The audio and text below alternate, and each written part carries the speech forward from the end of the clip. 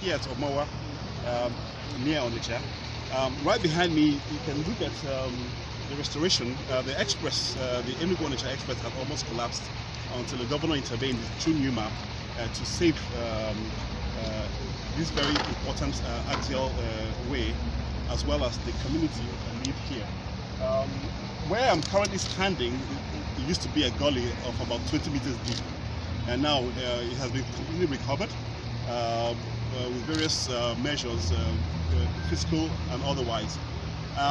So specifically across Anambra State, the impact of new map has been nothing short of transformational, and we're able to accomplish this because of the express support and the ownership of His Excellency the Governor of Anambra State, Chief Willie Obiano. And so he's making it possible for us to do what we need to do to engage the communities and have the results that we see today. All right, sir. Overall, since NEMAP came to Anambra State, how many active sites do you have?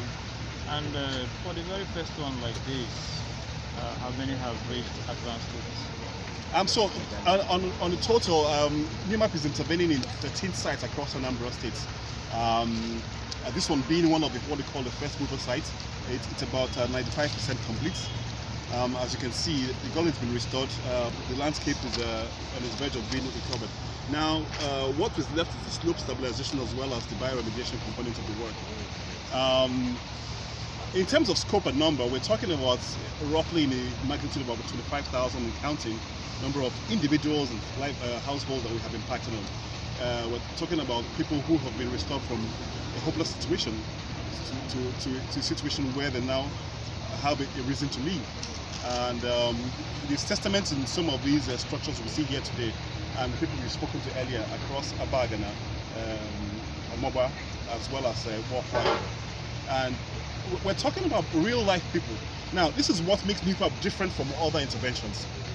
NEMAP is a game changer, like we call it, right? So we integrate the community aspect of what we do. So unlike previous instances where people just working from Abuja and start doing some contract work, we sensitize the people and give them ownership for the work that we do here and make them part of it. And that's what makes it even more successful, because when the people own it, then they invest in its success as well. And that's one of the real dramatic changes that NEMAP has brought in terms of intervening in the Russian sites, ecological challenges in a number of states. Earlier today we were at Abagana. At the point it was like in that state, but the whole lot of transformation has taken place. Tell us how close are we to this ending point? So Abagana is one of our what I call testament sites. So we have seen how transformational that has been. Communities have been reconnected, and we saw the elderly man who uses AIDS to work is now able to come to meetings across the other side of the gully. So Abagana is about 60% complete, and most of the work is now towards the outfall of the discharge points.